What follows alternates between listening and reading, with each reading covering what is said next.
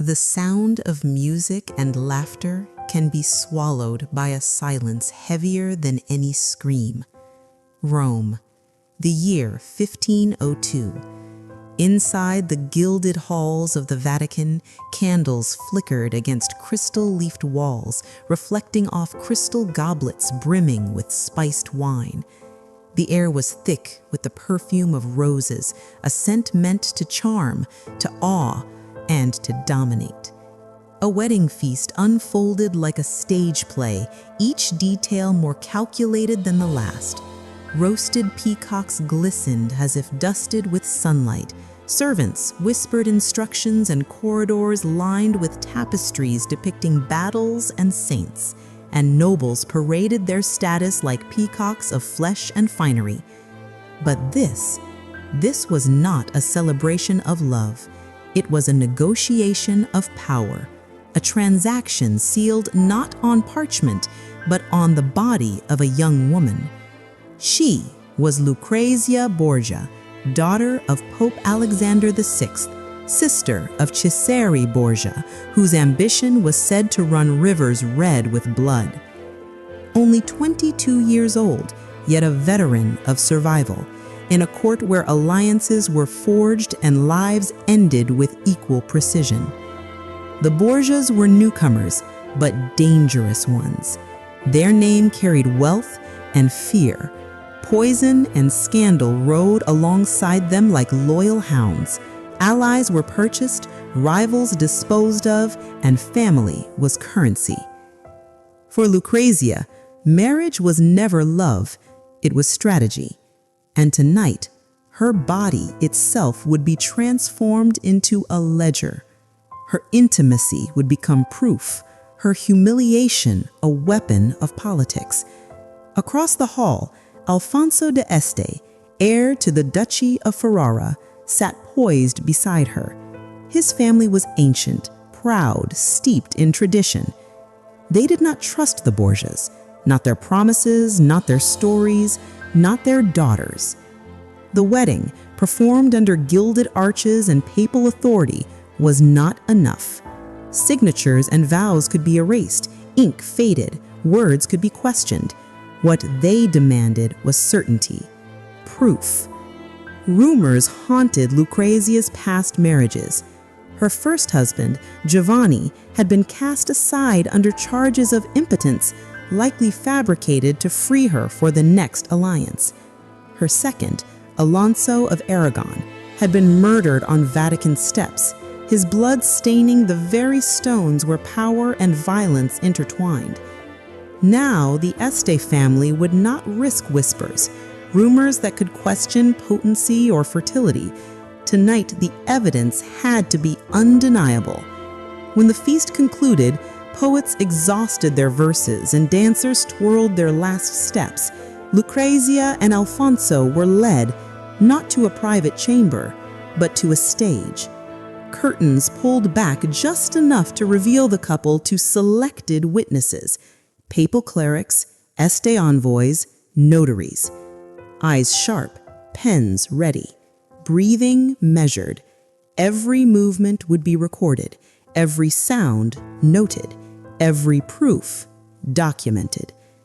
Lucrezia, in silk and vulnerability, became the living guarantee of an alliance.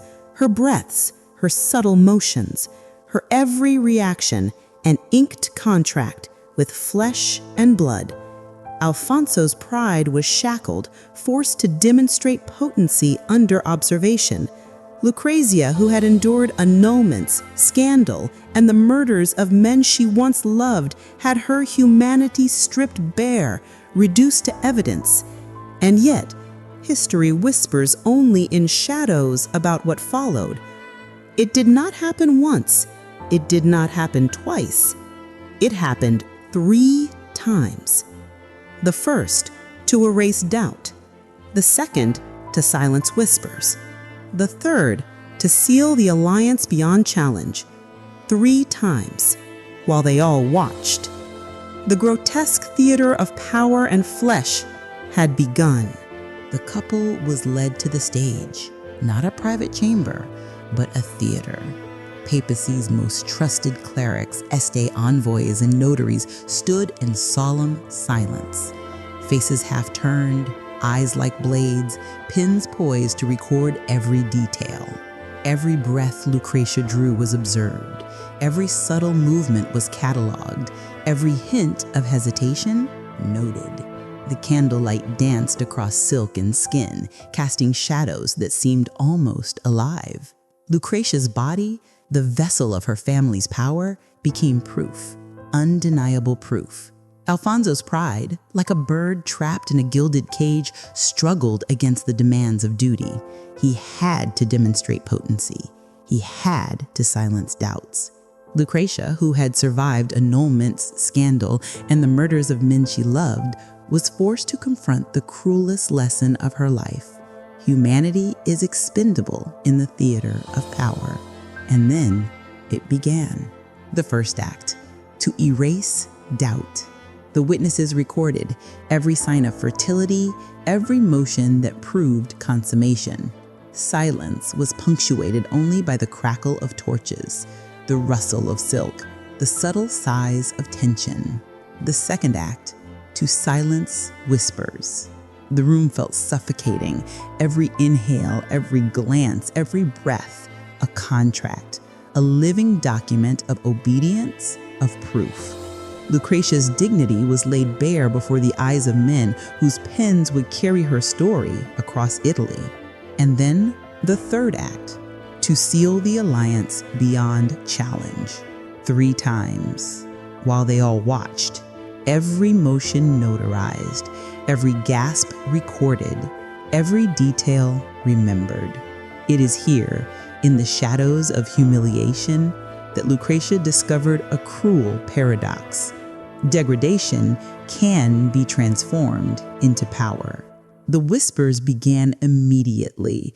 Messengers carried the tale to Ferrara. Nobles in Venice and Florence repeated it over wine. Clerics in Rome spoke in veiled murmurs about the theater of flesh staged under papal blessing. What was meant as proof became legend. What was meant to destroy her forged legitimacy. Alfonso de Este had proven himself potent. Lucretia was fertile. No annulment could undo this bond.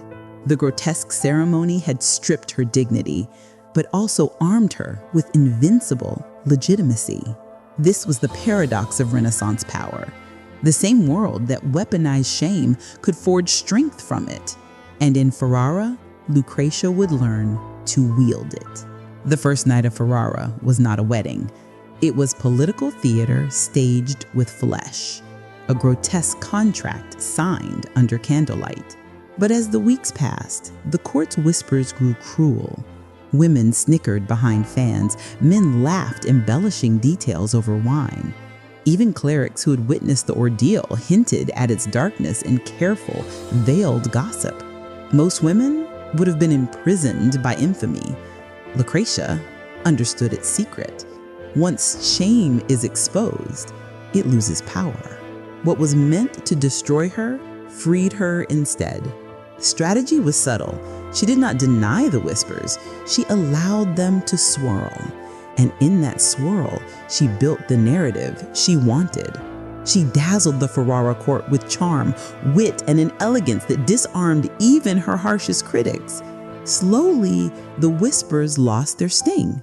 She became not a victim, but a woman who carried humiliation as composure. And in politics, composure is power. Ferrara welcomed her not as the daughter of a scandal, but as a duchess who had survived the fires of Rome. The whispers followed her like shadows. But shadows can be outrun and sometimes turned into armor. She walked among the streets, unseen and observing. Children curtsied, mothers whispered her name in hushed tones. Her presence was quiet, yet commanded respect. The court, initially skeptical, began to see her differently. Those who expected scandal were met with poise. Those who expected submission found a mind calculating, discerning, and unyielding. She did not erase her past. She repurposed it. Every insult, every murmur of scandal became a lesson in resilience. Every challenge, a step toward authority. What was meant to cage her became the foundation of her throne. Lucrezia's intelligence became her shield, her charm a weapon, and her composure the armor that few could pierce. Salons were her new stage. She gathered poets, philosophers, scholars, and musicians under her patronage. Discussions of Plato and Aristotle filled the halls. Recitations of Ariosto echoed through chambers, and composers played music that seemed to breathe with the pulse of Ferrara itself. Ferrara began to speak her name with a different tone. She was no longer the scandalous Borgia bride. She was La Buona Duchessa, the good duchess. Power, however, is never granted freely. Lucrezia knew the rules of Renaissance politics. She had witnessed her brother Caesar carve Italy with armies and assassinations. She had seen her father wield marriage alliances like daggers. Survival depended not only on appearances, but on control of the narrative. Letters, negotiations, subtle interventions, each step a move on the chessboard. Her enemies believed they were shaping her story, but she was shaping theirs. Lucrezia's court became a reflection of her mind, order, beauty, intellect, influence. Not brutality like Rome, but a subtler, more insidious power. And in this power, she finally found freedom. Freedom not of the body, her marriage had demanded proof, but freedom of the mind, of the narrative. The whispers that once sought to destroy her were now pools she wielded with precision. Even the Este family, who had demanded proof of potency and fertility, could not deny her influence. They had received certainty that night in Rome, but in Ferrara, they received a duchess who could command respect and loyalty effortlessly. History, as it often does, remembers the spectacle, the 3 acts, the whispered humiliation, the scandal. But those who look closer see the transformation, a woman weaponized by her family, a daughter, a sister, a pawn, turned her theater of degradation into a theater of authority. In Renaissance Italy, power could be written in blood, contracts, and whispers. Lucrezia wrote it in patience, composure, and intellect. She was not merely a survivor. She was a strategist, a duchess who had endured humiliation, scandal, and loss, and emerged unbroken, respected, and feared in her own right. And so, the lesson of that first night, 3 acts witnessed by all, was clear. Even when stripped of dignity, even when reduced to proof, a woman with resilience can forge power from the ashes of shame. Lucrezia Borgia, the bride who became